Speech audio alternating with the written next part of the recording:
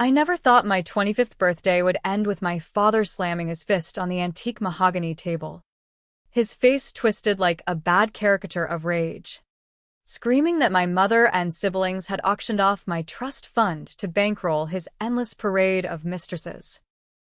The crystal chandelier above us trembled, casting fractured light across the room like shattered promises. And I just sat there, fork midway to my mouth, tasting the metallic tang of betrayal before the words even hit the air. What he couldn't see, blind in his own venom, was that I'd been the ghost in the machine for years. Every wire transfer, every shell company, every dollar that kept his crumbling empire afloat had my fingerprints on it, invisible until I decided to squeeze. It was supposed to be a celebration. The kind of over-the-top New York affair that screams old money trying too hard to stay relevant. Catered lobster thermidor from Le Bernardin. A string quartet playing muted jazz in the corner of our Upper East Side penthouse. And enough vintage Dom Perignon to drown a lesser family's regrets. Mom had pulled out all the stops, white orchids cascading from crystal vases. The table set with the Wedgwood china that had been in the family since the Gilded Age. My brother Ethan, fresh off a stint at Goldman Sachs that he bragged about like it was the second coming, was cracking jokes about how I'd finally hit the age where I could legally blow the fund on crypto scams. My sister Lila, the artist type who dropped out of RSD to find herself in Brooklyn lofts, rolled her eyes and sketched caricatures of us all on her napkin.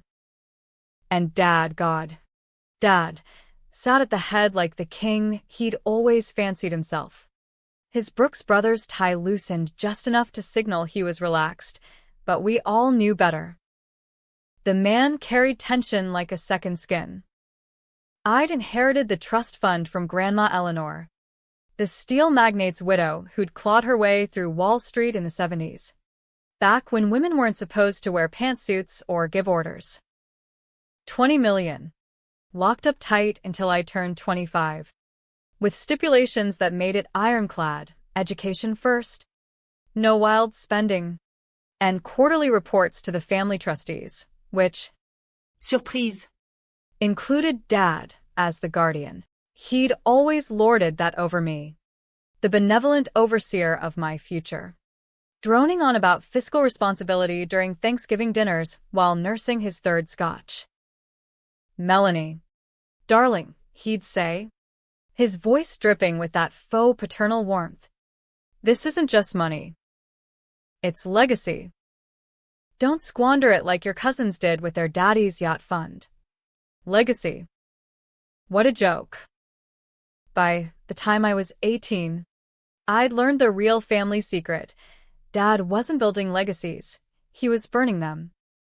It started small, discrepancies in the estate accounts, whispers from the family accountant about creative reallocations.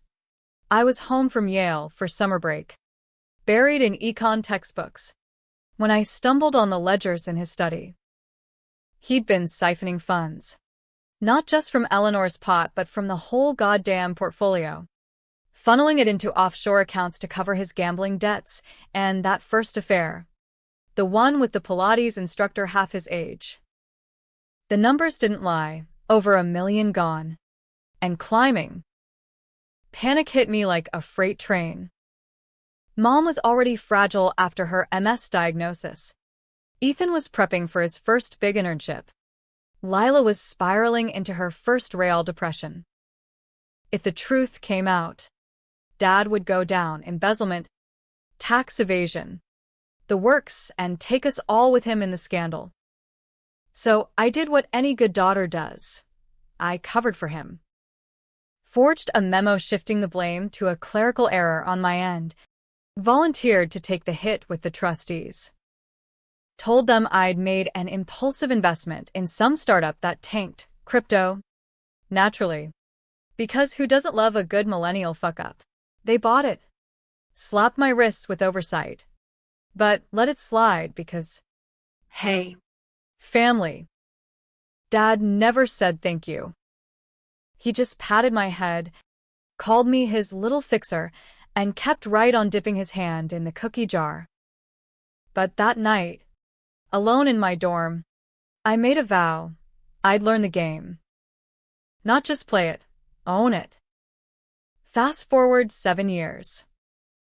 I'd graduated top of my class, landed a quiet gig at a boutique investment firm in Midtown, the kind where they manage ultra-high net worth clients without the flash. On the surface, I was Melanie Hargrove, the dutiful daughter, the one who showed up to galas with a smile and a trust fund that everyone assumed was gathering dust. Underneath, I'd been unraveling Dad's web thread by thread. Hired a discreet PI from Queens who specialized in white-collar dirt, ex-Fed. No nonsense. Charged me in cash. Built a shadow network of lawyers and accountants, all loyal to me because I paid better than guilt. And the trust fund? Oh. I'd invested it all right, not in vaporware bullshit, but in a labyrinth of LLCs and trusts that looped back to me. Every penny Dad thought he'd stolen, it circled right back. Fattened by smart plays in renewables and tech that even he couldn't touch. I controlled the board now, from a laptop in my walk-up in Chelsea, watching him squirm as his side hustles dried up. The birthday dinner started fine.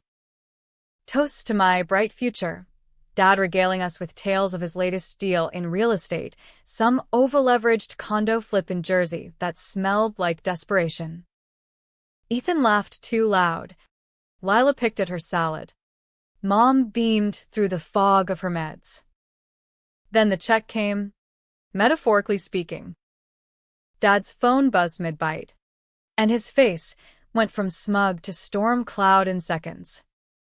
He excused himself, paced the foyer, voice rising on the call.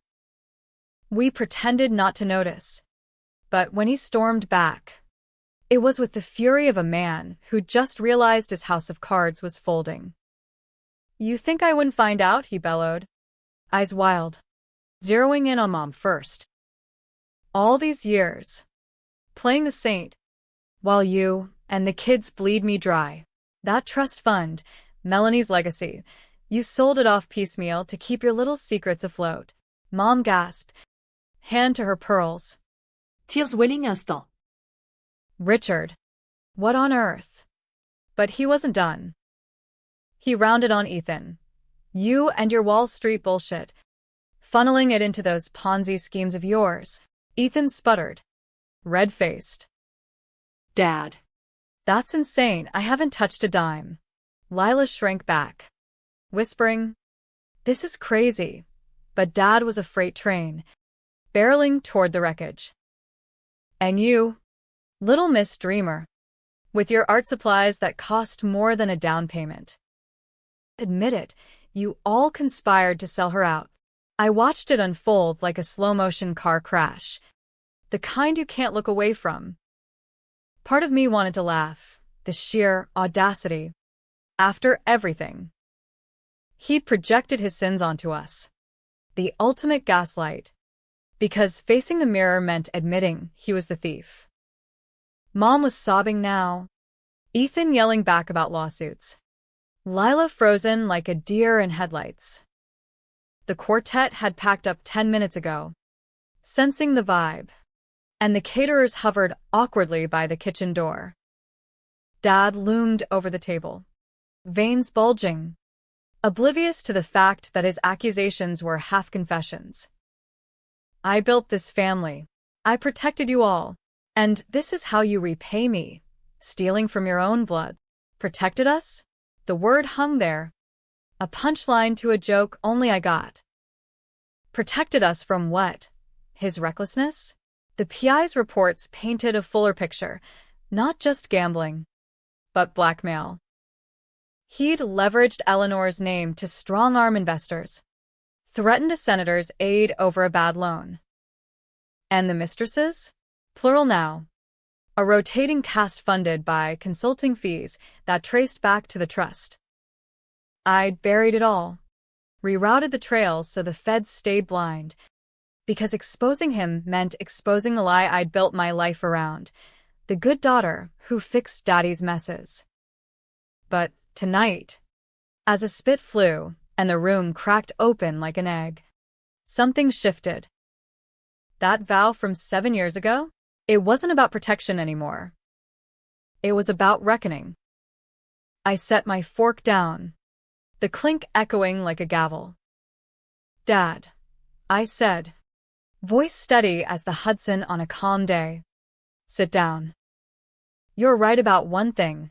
Someone's been selling off the trust." But it wasn't them. His head snapped toward me, eyes narrowing, the first flicker of real fear. "What the hell are you talking about? Melanie?" I smiled then, slow and sharp, the kind that doesn't reach the eyes. Me. It was me. And I've got the receipts. The room went dead silent, save for Mom's hitched breaths. Ethan's jaw dropped. Lila's napkin sketch fluttered to the floor. A half-formed face that looked suspiciously like Dad's, horns and all. He laughed, nervous, disbelieving, sinking into his chair like his legs had given out. "You? Don't be ridiculous. You're the baby of this family. For Christ's sake. What could you possibly know about?" "Everything." I pulled out my phone, the one with the encrypted app that held the keys to his kingdom. Tapped once, and his own cell buzzed in response, a notification from the bank. Balance zeroed out on that jersey flip. His face drained of color. "Scotch forgotten." "What did you do?" "Tidied up." I leaned forward, elbows on the table, channeling every boardroom shark I'd ever studied. "See, Dad. when I took the fall for your clerical errors back in college, I didn't just eat the blame. I learned the locks, changed the codes. By the time you were wiring that first mistress her Birkin budget, I was already looping it back. Every shell, every Cayman account, mine now." And tonight, consider it foreclosed. He lunged for the phone. But Ethan, good old loyal Ethan, grabbed his arm, shock turning to something harder. "Is this true? Mel? You controlled it." I nodded, holding Dad's gaze. "Every cent. To protect us from him." Mom whimpered. "Oh, God. Richard, is it true? The affairs? The money?" Dad wrenched free, sputtering denials that sounded hollow even to him. Lies. "She's deranged, jealous little." But I wasn't done. I swiped to the next screen, dossiers, timestamps, audio clips from his business calls that were anything but the PI's crown jewels. "Play it, Dad. Tell them about the senator. Or the threats to Aunt Viv's foundation." His mouth worked like a fish on dry dock, eyes darting to the door as if escape was an option. In that penthouse, with the city pressing in like a jury, it wasn't. Lila found her voice first, small but steel-edged. "You bastard. All those times you guilt us into silence." Ethan released him, stepping back like he'd touched poison. Mom rose, shaky but unbowed, and slapped him, once, clean across the cheek, the sound cracking like thunder. "Get out." Now. He did. Tail between his legs, muttering about lawyers and, "You'll regret this," as he grabbed his coat and fled into the elevator. The doors closed on his reflection, warped and small. We sat there after, the four of us, picking at the cold lobster like survivors of a shipwreck. Toasts turned to truths, Ethan's complicity in overlooking red flags, Lila's quiet thefts from the petty cash for her supplies, Mom's knowledge of the first affair but her silence to keep the peace. No one was clean. Not even me. I'd built my revenge on the bones of his sins. But in doing so, I'd become the puppeteer, strings attached to all of us. That was just the spark. The real fire? It ignited 2 weeks later, when Dad didn't slink away like a whipped dog. No. He flipped the script, madder than a hornet in a hailstorm. First came the emails, flooded our inboxes with evidence that I'd manipulated the trusts illegally. Attachments of forged docs claiming I'd impersonated trustees. Then the calls to the family lawyers, spinning tales of my instability, hinting at institutionalization. Melanie's always been fragile, he'd crooned to Uncle Ted, the one holdout on the board. That Yale stress broke her. We need to protect the legacy from her delusions. Fragile. The word burned. I'd clawed through therapy sessions after taking his fall, nights where the what-ifs clawed at me like insomnia's teeth. But fragile? I'd armored up, turned pain into precision. He knew that, and he was weaponizing it, flipping from victim to inquisitor overnight. The PI tailed him to a seedy bar in Hell's Kitchen, where he met with a fixer, ex-con type, whispers of witness tampering in his past. Plan was clear: discredit me, sue for control, paint the family as co-conspirators in my fraud. I countered quiet. Met with my shadow team in a nondescript coffee shop off Wall Street, steam rising from mugs like secrets. Escalate, I told them. But smart, no traces. By dawn, Dad's credit lines evaporated, his cars repossessed mid-commute, that Jersey property sold to a ghost buyer who vanished with the deed. He showed up at the penthouse that night, uninvited, pounding on the door like Judgment Day. Mom let him in, God knows why. Maybe that old muscle memory of Peacemaker, and he burst in ranting about ruin, how I destroyed him. The ungrateful bitch who'd owe him everything. We faced off in the living room, city lights mocking us through the glass. Ethan and Lila flanked me, a united front for the first time. You did this to yourself, Richard, Mom said, voice steady despite the tremor in her hands. He laughed, bitter and broken. Oh, please. You all enabled her. My own blood, turning on me like wolves. Then the flip again, tears, sudden as a summer squall. Melanie, baby, I was protecting you. The money, it was for us. For the family. Don't throw it away on spite. Spite. If only. It was justice. Cold and calculated. But his plea tugged, that old fixer instinct warring with the girl who'd once believed in his hugs. I almost wavered, almost let him spin another web. But then Lila stepped up, phone in hand, playing the audio, his voice, slurring threats to the aide, promising consequences if the loan wasn't forgiven. His face crumpled, the mask slipping. That was a bluff. Business. Business, I echoed. Like framing your daughter for your fuck-ups? The room tilted then, accusations flying like shrapnel. Ethan admitted he'd known about the gambling, covered shifts at the firm to hide audits. Lila confessed to hacking his emails once, out of curiosity, and deleting evidence to help. Mom? She'd burned letters from the mistresses, ashes in the Hudson, to spare us the pain.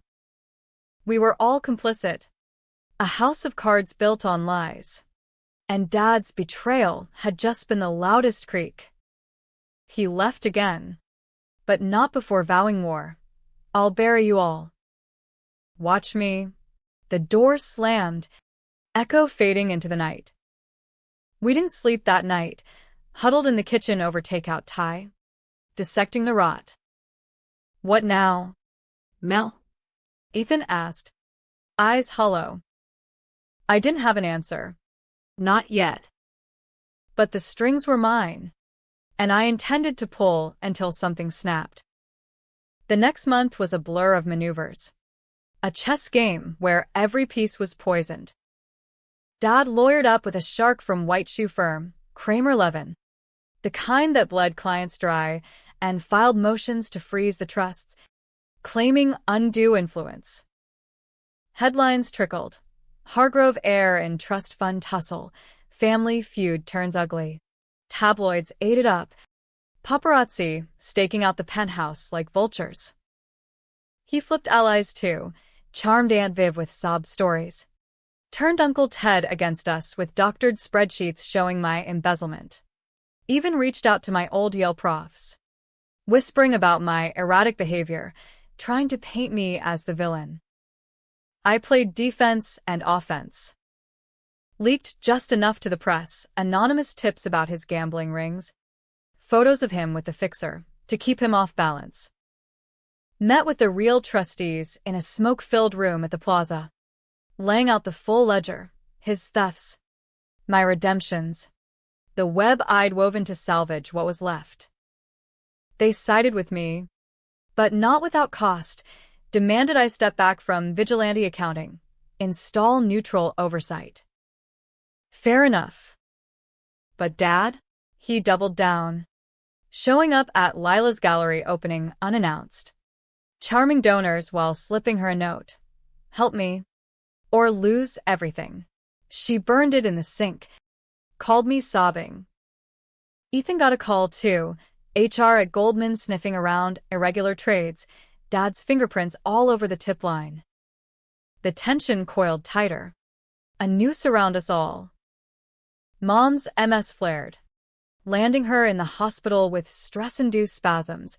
I sat by her bed, holding her hand, whispering apologies for dragging us into this. You did it for love.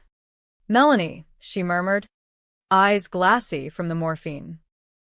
That's not nothing. Love. Was that what this was? Or just the long con of family loyalty? Twisted into revenge? The breaking point came on a muggy August afternoon.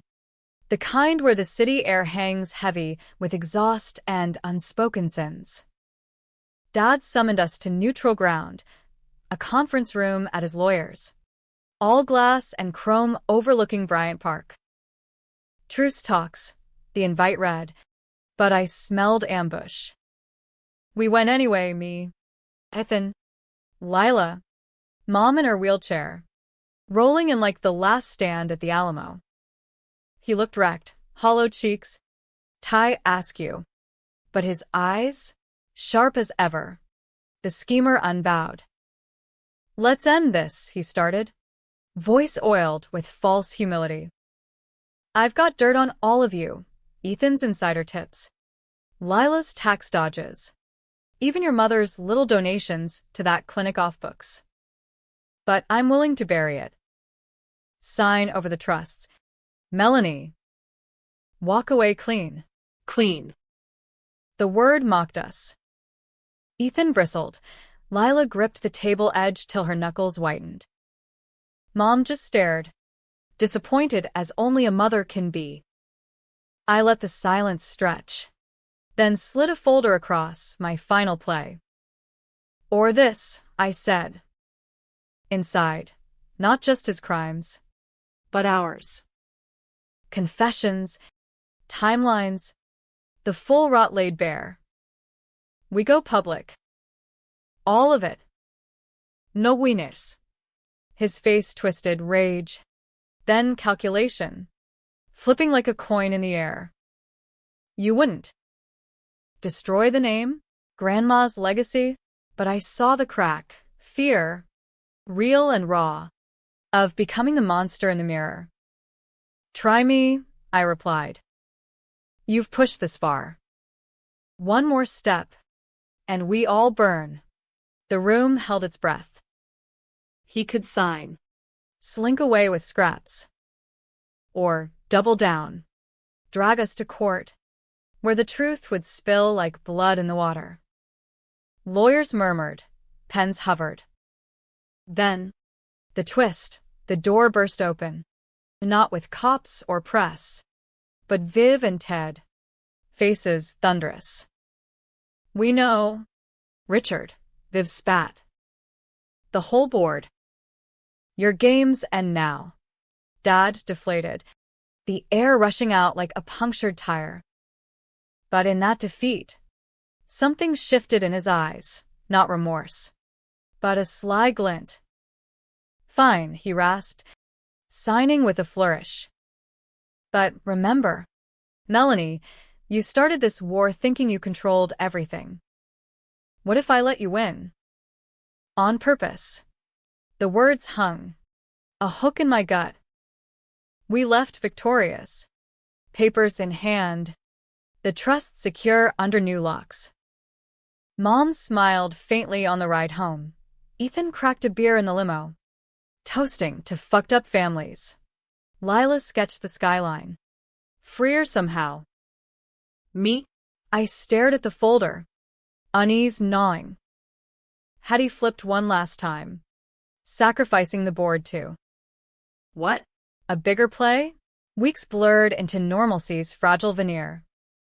Dad vanished to Florida, retiring to a condo that I ensured was leased, not owned. The headlines faded. Therapy sessions for us all. Group confessions over wine in the penthouse. I even dated a barista from the village with tattoos and no agenda. A breath of fresh air. The trust? Invested wisely. Scholarships in Eleanor's name. Pieces of the legacy redeemed. But the twist came on a crisp October morning. My phone buzzing with an unknown number. Dad's voice. Calm as a confessor's. "Check your email, kiddo." The real control? It's always been illusion. Attached, scans of my birth certificate amended. Faded ink revealing a different father. Not Richard Hargrove, the man I'd avenged against, but his brother, Uncle Jack, dead in an accident 26 years ago. The one Dad had covered up, claiming custody to save the family. The secret I'd buried? It was his lie from the start, and I'd taken the fall for a ghost. Rage surged, then hollowed to ash. Had he let me win to force this mirror, polarize me against my own blood? I confronted him in that sun-bleached condo, the Gulf breeze mocking our standoff. "Why?" I demanded, voice cracking. He shrugged, eyes twinkling with that old schemer's light. "To make you stronger." Like I wasn't. No apology. Just a check, half the stolen funds, wired clean. Use it. Or burn it. Your call. I walked away. The check uncashed. The truth a bomb I'd never detonate. Victory? Pyrrhic as hell. The family healed in fractures. Debates raging over dinners. Was he monster or maker? Were we victims or villains? I controlled nothing anymore, just the choice to let go. Or pull one final string. In the end, revenge wasn't the fire I thought. It was the smoke, choking us all, leaving scars that time might fade but never erase. And as the city lights flickered on that night, I wondered, who really won?